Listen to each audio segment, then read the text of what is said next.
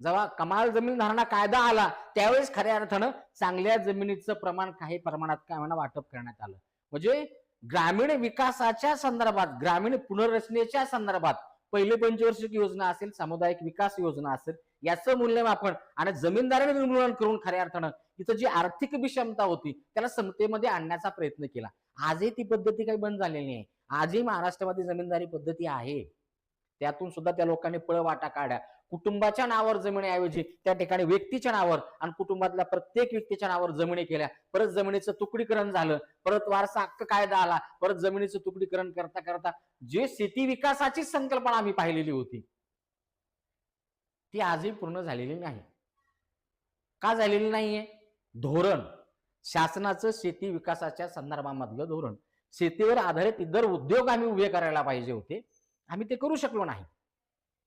लोकसंख्या